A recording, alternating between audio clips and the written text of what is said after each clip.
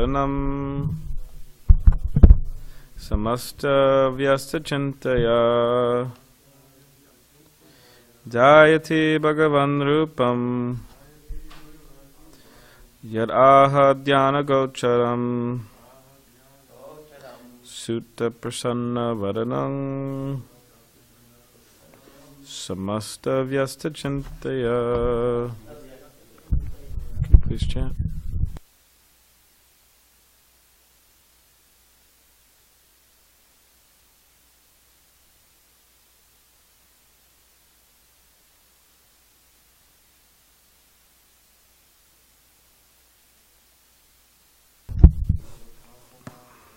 Sutta prasana vadanam samasta vyasta chintaya jayati bhagavat rupam yad aha dhyana gocharam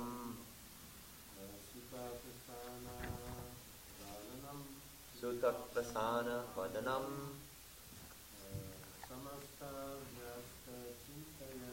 samasta vyasta chintaya jayati bhagavad rupam yad aha dhyana gocharam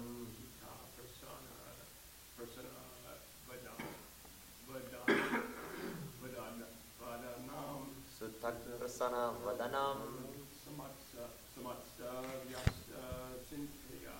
samasta vyasta chintaya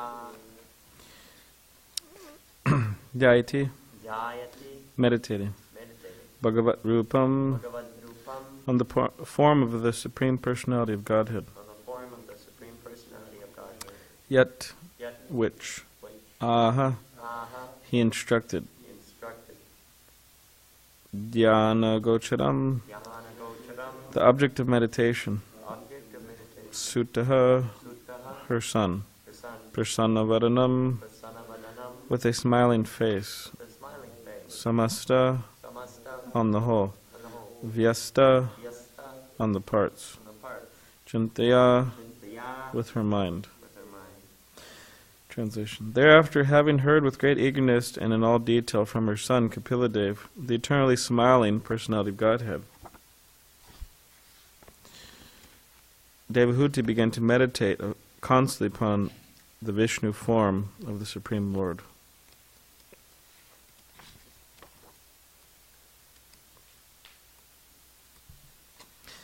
Oh, we're almost at the end of the third canto. We just have this many pages left. We're going to the fourth canto very soon. Wow, making progress.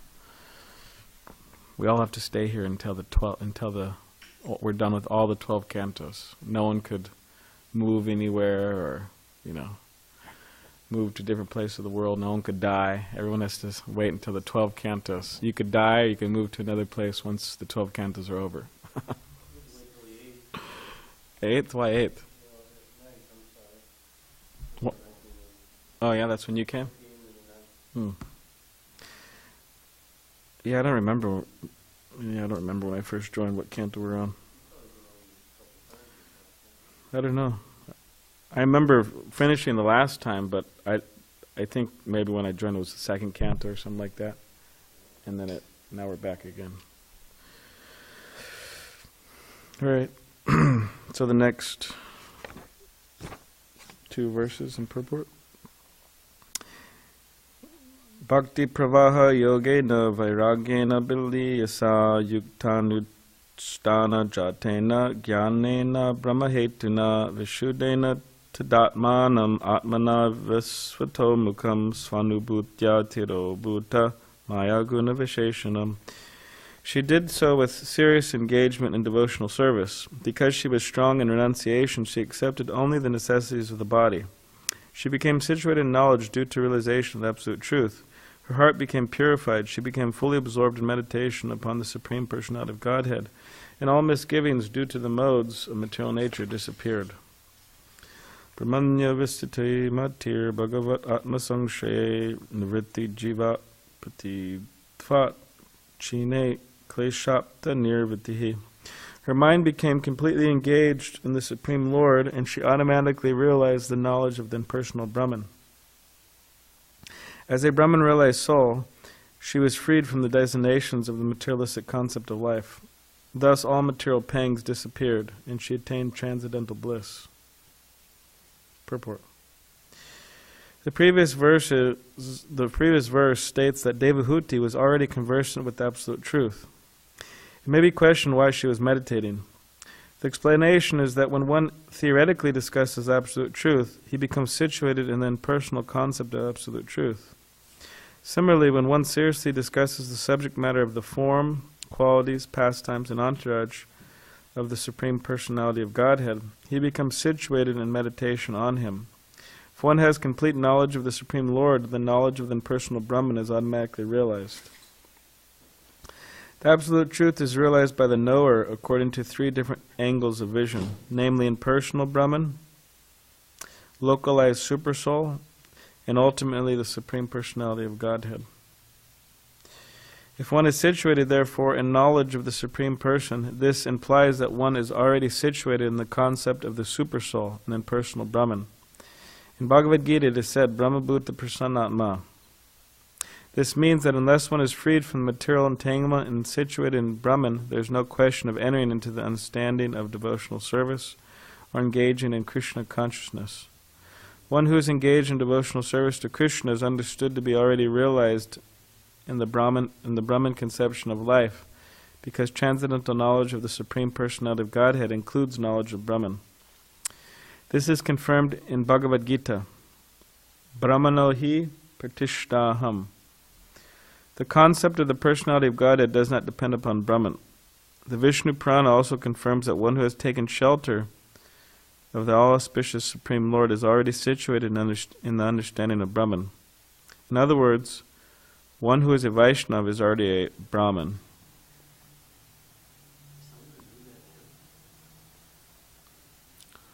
I know we got to ask someone.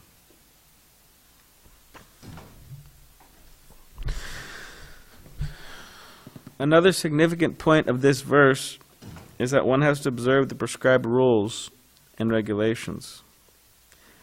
As confirmed in Bhagavad Gita, yuktahara viharasya, when one engages in devotional service and Krishna consciousness, he still has to eat, sleep, defend, and mate, because these are necessities of the body.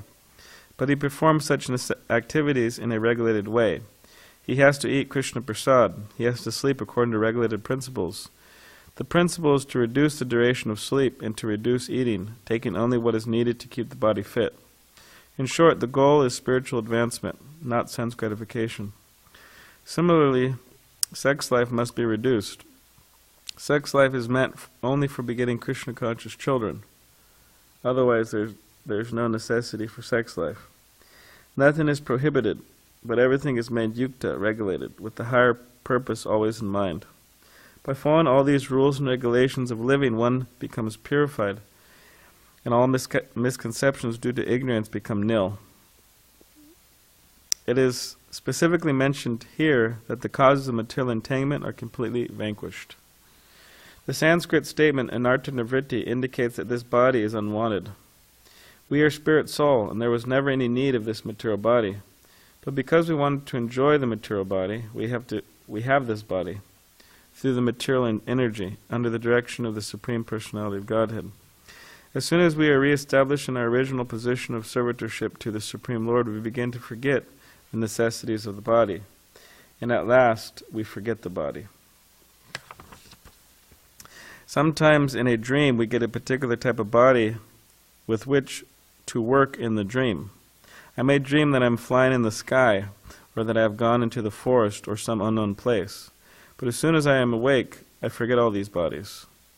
Similarly, when one is Krishna conscious, fully devoted, he forgets all his changes of body.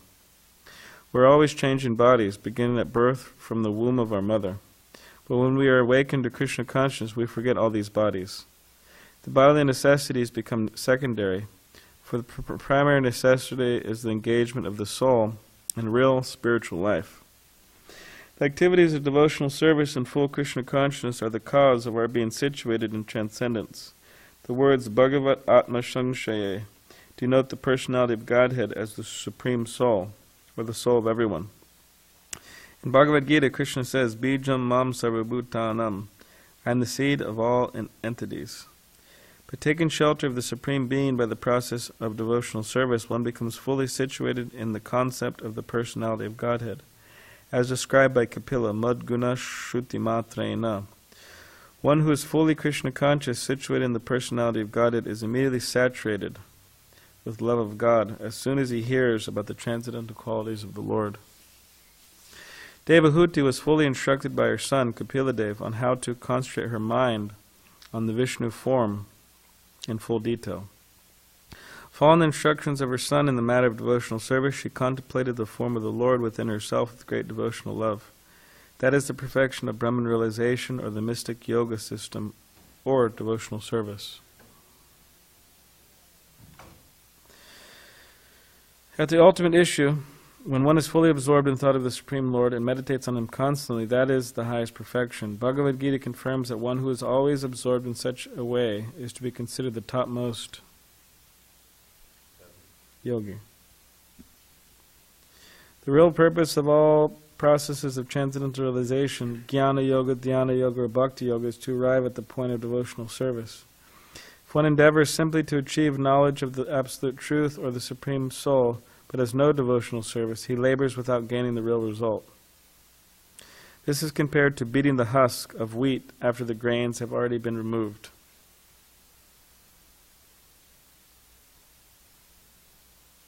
Unless one understands the Supreme Personality of Godhead to be the ultimate goal, it is valueless simply to speculate or perform mystic yoga practice. In the Ashtanga yoga system, the seventh stage of perfection is dhyana. This dhyana is the third stage in devotional service. There are 9 stages of devotional service. The first is hearing, and then comes chanting and then contemplating. By executing devotional service, therefore, one automatically becomes an expert jnani and an expert yogi.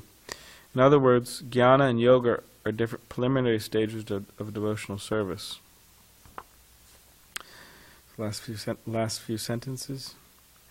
Devahuti was expert in accepting the real substance. She contemplated the form of Vishnu in detail as advised by her smiling son, Kapiladev.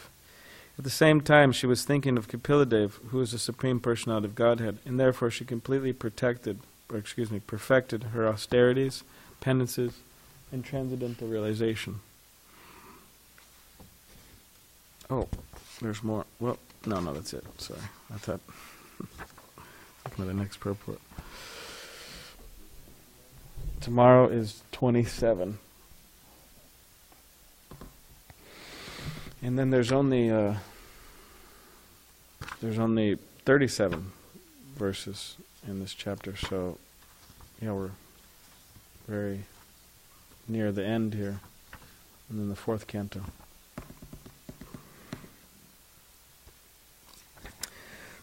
Om Jnanativarandasya Gananjana Shalakaya Chakshurannalitam Nena Tasmai Shri Gurave Namaha Gam Karitivachalam Pangam Langayate Karim Yakipatamaham Vande Shri Gurun Diritanam Vancha Kapadribhishta Kipasinnavevacha Patitanam Pavanebhyo Vaishnavebhyo Namo Namaha Jai Shri Krishna Chaitanya Prabhu Nityananda Shri Advaita Gadadhar Shivasade Gaura Bhaktavinda Hare Krishna Krishna Krishna Hare Hare Hare Rama Rama Rama Hare Hare.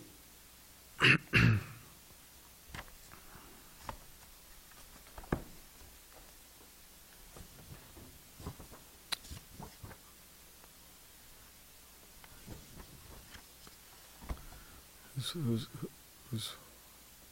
that's right. So there's a lot. It's a long purport here. There's a lot in the purport. Bhaktisiddhanta Saraswati Thakur, he spoke on I think it was the first verse of the srimadbhagavatam for like a month straight. So you could speak on the Bhagavatam a lot, even just one verse. Because there's so much, how the words are analyzed and words have different meanings. Of course, we're not going to spend a month on this verse and purport,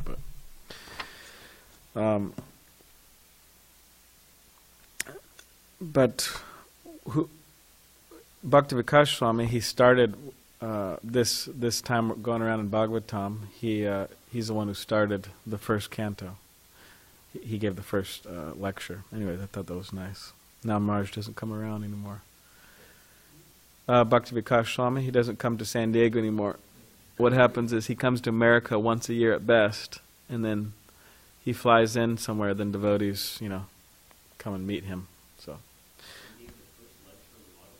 first, when we first started the first canto this time around, he gave the first talk on the first verse of the Bhagavatam. So that was his last time here. So yes, Devahuti it's explaining Devahuti's gradual advancement and realizations, so that she became Brahman realized soul, freed from the designations of the materialistic concept of life, and free from the material pangs. The material pangs disappeared, and she attained transcendental bliss. So what is being described, her advancement that's being described, and many places in the Bhagavatam, soul's advancement is being described. We also want a similar thing to happen to us. So therefore we have this idea, we want to follow in the footsteps of the previous acharyas, right? That's what Rupa Goswami says. He says, Utsaha nishyadarya tat tat karma bhavartanat sangatyago sato vrite shadbir bhakti prasidati. So enthusiasm, patience, confidence, follow in the footsteps of follow in the footsteps of the previous acharyas, giving up association of non-devotees and accepting association of devotees. These are the 6 principles for making advancement. And it says that anyone who follows these, they're awarded pure devotional service. So we want to follow in the footsteps of the previous acharyas. And therefore it is of utmost importance that we study the lives of the acharyas. Ryan has a nice attraction to studying the lives of Vaishnava saints. Not to put you on the spot, but that's what I'm doing. He was reading these books by O.B.L. Kapoor, one of Srila Prabhupada's god brothers, Saints of Bengal, Saints of Vraj, Saints of Bengal, whereas Prabhupada's god brother, which Prabhupada respected this god brother. I mean, he respected all of his god brothers, but anyways.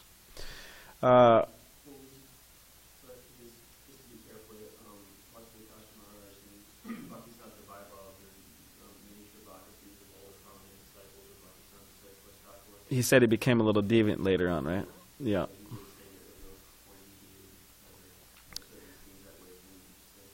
Okay. but there's a principle of, what is it called? You take gold from a filthy place. So, like me, I'm giving a talk and I'm not, anyways, so you could take gold from a filthy place, if there's something.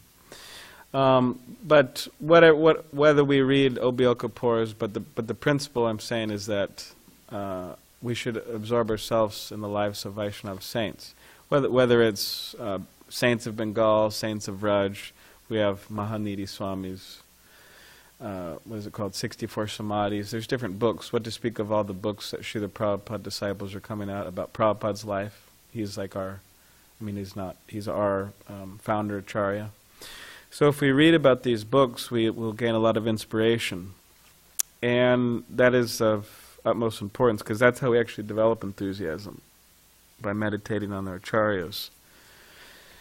If we meditate on ourselves too much, then, at least speaking for myself, I'm not going to gain so much inspiration meditate on myself. It's, I'm not going to get inspiration. But if I meditate on Prabhupada, then I'll gain that inspiration. And aside from us reading ourselves about specifically Srila Prabhupada and others, with the idea of following in their footsteps, with the idea of attaining realization such as Devahuti, we also have to propagate their glories. That's very important. And in many ways, a lot of other groups well, I want to say are more enthusiastic, but from some angle of vision, some would say that they're more enthusiastic in propagating their founders' life and glories. For example, you go to Science of Self-Realization Fellowship up in Encinitas, and in their gift shop, 24 hours a day, 365 days a year, for the last 30 years, they always, without a doubt, have a biography. What is that book called? Autobiography of a Yogi. They always have that. And aside from that, not only do they have it, they're always very enthusiastic to get it out to everybody who walks into that door. Everybody must have this book. It's so important. You want to say something? What is it, Annie? Remember that she came here from SRF Yeah. a couple times recently once, right? And she is preaching to me, too, about coming there and, to come to the hermitage, where he lived. And Yeah. yeah, so you're right. One more quick point. What's really nice at the ISKCON Berkeley Temple is that in the hallway, when you first walk in, they have one of those cassette tapes or some. The Prabhupada chanting? Yeah, it's always playing that 24/7. Yeah. It's locked, so nobody can turn it off. And so people walk in immediately, there's Krishna meditations and Yeah. Hare Krishna mantra playing. It's just so amazing. Yeah. To experience that. Yeah. When you first walk into the temple, you're homeless or whatever. That would be something we could do here. Yeah. And people always think it's Prabhupada. Yeah. So, yeah, and they're like super enthusiastic to do that, to distribute that book. And also you go to this Sri Chinmoy place out in North Park. Always, without fail, they always have a biography of him within their restaurant, within their gift shop, and they're always pushing that, either directly or indirectly, on people who come. You have to know about our Acharya. You have to know about our teacher. He's so great. Now, of course, Prabhupada's super humble, and the point was made by devotees that all these other groups, they were known, like, what were those groups back in the 60s and 70s? They were known by, in other words, devotees were called Hare Krishna people, right? Hare Krishna. They weren't called the Prabhupads, they were called the Hare Krishnas. Because Prabhupada always kept himself in the background. He's very humble and, But these other groups, like, anyone? Guru Maharaj. Yeah. Rajneesh. Yeah, they're known, their followers were known by the names of their teachers, which we're not. We're known as Hare Krishna people, we're not known as like that. So, but whatever the case is, the followers or disciples or the grand disciples of Prabhupada, the well-wishers, followers, friends of Prabhupada, they should want to make his glories and his biography well known way far more than Yogananda and Chinmoy. Why? Because Prabhupada is actually more important, of course. They'll say that their guys are more important, but whatever. We'll say Prabhupada's more important. So yeah, this is important. And there's this nice book that came out recently, Swami in a Strange Land, by Joshua Green, Yogeshwar Prabhu, Prabhupada disciple. And he very expertly has written it in such a way that it's good for devotees and it's good for non-devotees. So it's a very friendly book for everybody. So anyways, we could individually or collectively try to think about that and try to do something in relation to that. Because people, just as we've gained inspiration from Prabhupada and followers of Prabhupada and our acharyas, and we should be gaining more and more inspiration as time goes, we also have to introduce people to those acharyas, like that. And so they could also follow. And so they could develop these realizations, such as Devahuti, the transcendental bliss. Now all of us here, sitting in this room, and all devotees, they have all at least relished some of the transcendental bliss of Krishna consciousness, or else they couldn't maintain, even for one day. So we're all relishing something. We may not have reached the highest levels of Krishna consciousness bliss and all that, but we have something. So, and So, and because we have something, we should cultivate that, because it's all a matter of cultivation. We have to cultivate. Like I was joking, but also seriously saying to Ryan the other day, how did I become such a fool? I was talking about myself. And I said, by very careful cultivation. You know, for many millions of lives, of very carefully cultivating this foolishness, you know. So similarly, if one wants to be a devotee, they have to very carefully cultivate this. Like Suresh, right? This. One has to very carefully cultivate this. And then one will actually be able to reach the transcendental stages mentioned in the Bhagavatam. It is possible. It is practical, it is possible, it is realizable. We should have some faith in that and hope. So here it's mentioning so many things in the purport, but oh, this thing's not changing now. It's at 7:58. Not changing now. Anyways, it's stuck. But it's mentioning many things, and specific in some of the points, a few of the points it's mentioned is this idea of regulation of our bodies and minds and different bodily activities. So Prabhupada's saying that we do not give up eating, sleeping,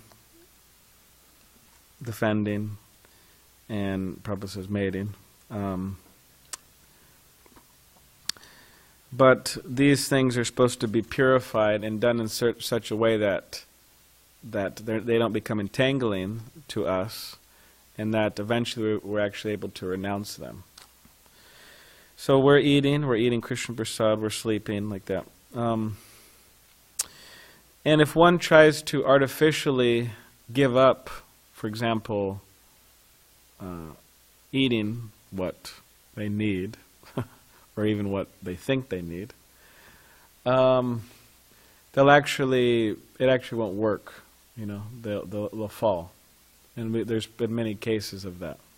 And similarly with sleeping, if one tries to give up sleep, as much sleep than they need, or in some cases even that they think they need, they'll also fall, because we could only take so much, mentally. And also, it's mentioning mating here, sex life, whatever, religious, household life, these things. If one tries to artificially renounce that, they may be in too much pain. They may suffer too much and not be able to do it, and also fall. Now, of course, all of what we do in our life should be guided by Shiksha gurus, our Diksha gurus in general, like that. What we do in life should be guided. But the main point is not to give up artificially, but also to try to work on giving up at the same time. Try to be renounced as far as possible. And Prabhupada says, anartha nirvritti, that indicates that the body is unwanted. So, what do you think? Do we want this body, or we don't want the body? Janaran said he doesn't want his body anymore.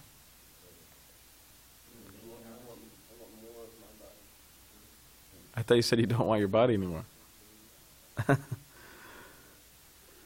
So, what were you saying, Ryan? To have this material body, we already have it. It took us 18 years to grow it, and it's an amazing opportunity to do a service you can't do in any other condition, which is preach. Yeah, that's true. That's true. The hogs can't preach. Yeah, even in the spiritual world, they don't preach also. Because they don't give a Bhagavad Gita class and say, hey, Prabhu, you're not your body. They have to say, hey, because you are your body. In the spiritual world, you are your body. So, yeah, you can't say, hey, chant Hare Krishna. Hey, you're in my Prabhu, chant. You can't really say that. Everybody's already, So therefore, Prabhupada coined this term. Actually, didn't coin it; it was already there. But he named one of his disciples Bhavananda. So Bhavananda, Bhava means like the ocean of birth and death, and Ananda means bliss. So practically, Bhavananda's name means the bliss of the material world. And then Bhavananda was asked Prabhupada, you named me this name, but I'm a little confused. Like, you're saying there's no bliss, there's no happiness in the material world, and it's just a place of suffering. And why did you name me the bliss of the material world? And Prabhupada said, the bliss of the material world is referring to preaching. And Bhavananda is referring to the bliss of the material world, preaching. And Prabhupada said, in the spiritual world, you don't have to preach. Everybody's already devotees. But in the material world, there's so much opportunity to preach. So therefore, that's the bliss of this world, preaching. And it's a special type of bliss. I mean, even Krishna does it. Krishna comes down here, preaches. He preaches the Bhagavad Gita. Chaitanya Mahaprabhu comes down, he preaches all over South India, all over India, and through his representatives and servants all over the world. So Chaitanya Mahaprabhu also preaches.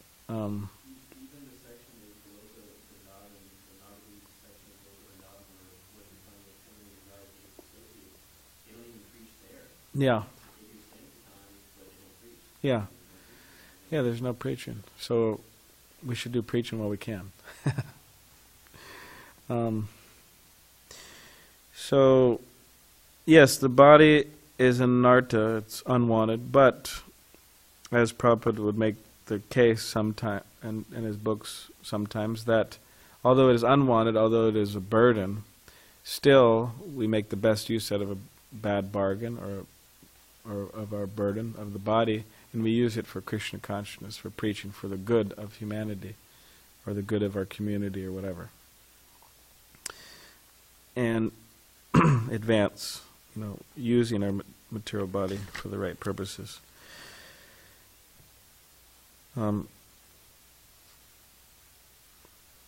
So there's a lot more in the purport, but does anyone have any? Do you have any questions or comments? Yes. We were reading the last, because I don't want to make a mistake. First, if I understand correctly, the last verse we just discussed was September 26th.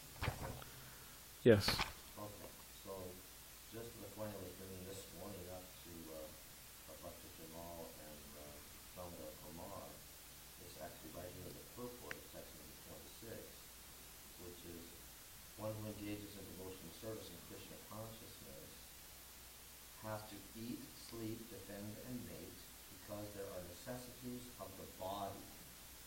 He has to sleep according to regulated principles. So, like, I have been on the same page as the night shift brahmacharis now, and I'm suffering because of it. I've only been sleeping, 3-4 hours at night, and nothing, hardly anything in the day. So my humble request is that we have this very nice devotee care seminar coming up this weekend, and my correct? And I hope that, our time management arranges that our night shift brahmacharis can be, allowed to get a little bit more sleep so that their regulated Krishna consciousness will improve. That's my practical 2 days. Yeah. Because especially, since we've lost, a few devotees here and there for different reasons, we need to really, take this into deep consideration, in my opinion. It's very difficult to maintain such a program day after day after day. I'm already exhausted. I'm pushing myself, but still, I'm not up to that level. I can sleep, 3 hours a night. I'm not talking about Yeah, it is difficult. I mean, there's some. Look at you, every morning, falling asleep, no offense. I wasn't falling asleep this morning. Okay, but generally, if you sit down, because we're so little sleep, how can you sit Yeah, down? yeah, that's You true. gotta stand, Yeah, move, otherwise yeah. you fall over. Yeah, I mean, sometimes, We try to sometimes throughout my stay in the temple, there's like certain weeks that will go by, and it's just like whatever you go to a Tuesday night program, you go to Wednesday night, you go to a Thursday night, you go to a Friday night, then Saturday, and then you go to Sunday night, and then you wake up early. I mean, The same program, 3 hours a and day. well, more than that, but so it is difficult. Yeah, so Just purport, I mean, there's certain ways of getting around it. this is the forensic evidence. It's that we must do what we're talking about. Yeah. Thank you. Does anyone have any other questions or comments? Yes, in regards to that, how exactly, okay, so there's a famous quotation by Prabhupada, I guess it's in a purport about the Gita, where he says, you 1 to 6 hours, you're in common. Everybody knows that, we're all familiar with that. And that seems to be, that one purport seems to be the basis upon which all brahmacharis hardly ever get more than 6 hours of sleep in this time. But there is another purport in the bottom of the I read where Prabhupada said that 6 hours at night and 1 hour during the day is okay. That makes a total of 7. So I'm just curious, what exactly is our position? Like, we know that the ultimate highest standard, we should reduce eating, sleeping, sleep as much as possible. But then Krishna says about the Gita, one who eats too much or eats too little, sleeps too much, sleeps too little, can't practice yoga. So I wonder if could we get like a firm conclusion on what Prabhupada's teachings were in regards to sleep, and especially sleep in the unified state for Krishna consciousness? Well, I mean, he said that there in the Bhagavad Gita, 6 hours, right? Everyone knows that. And you said there's a Bhagavatam. Yeah, that would be nice to have that book, that Bhagavad. You said there's a Bhagavatam verse. In my Guru Maharaj's book, Watering the Seed, there's a section of that book where he goes into a pastime of Prabhupada, and that Prabhupada says, yes, 6 hours at night, 1 hour during the day. So it's there, I could show you that. I think it's entitled, Why Do You Sleep? Because devotees were sleeping during class. And then Prabhupada said, why are you all sleeping? And then some devotees said,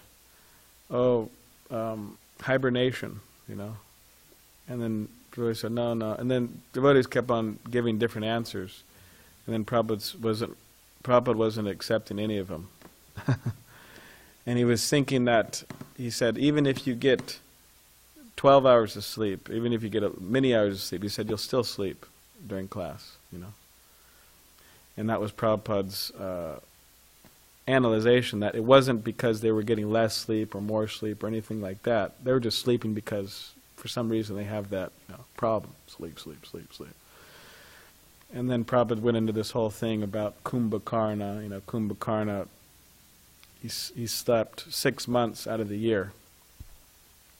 So he said if you sleep 12 hours every day, that's like 6 months out of your year you slept, if you do the math.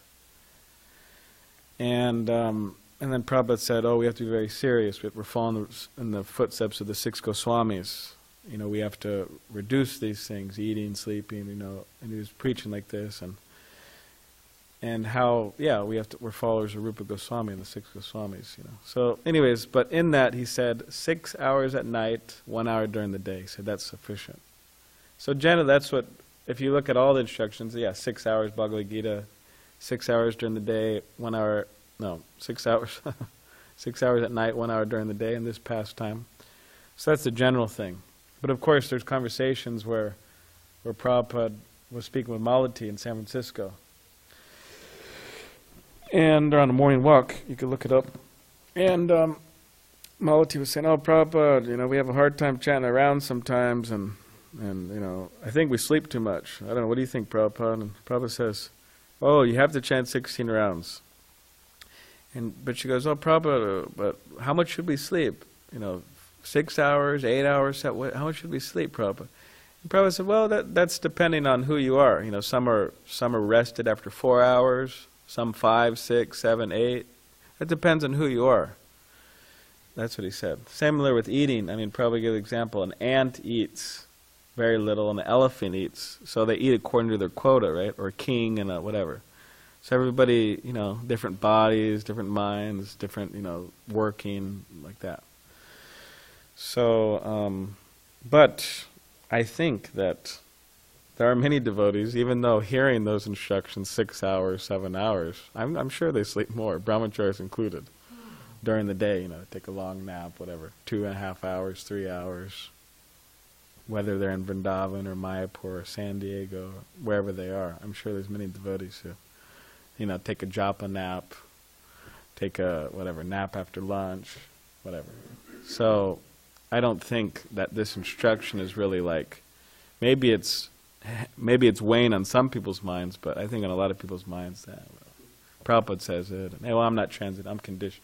Yeah, I'm conditioned by mode of ignorance. I'll just sleep a little more, whatever. So, but yeah, we should be honest with ourselves, because all of us have a sense of what we need, and we're not completely like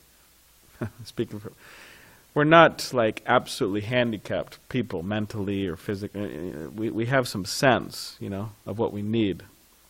So we should try to be honest and figure out what we may need, or maybe we're just cheating, maybe we're whatever. But so we have to be honest, not cheating. Like, oh, I need 20 galebjamins, Am I really being honest, or am I just cheating? I'm cheating.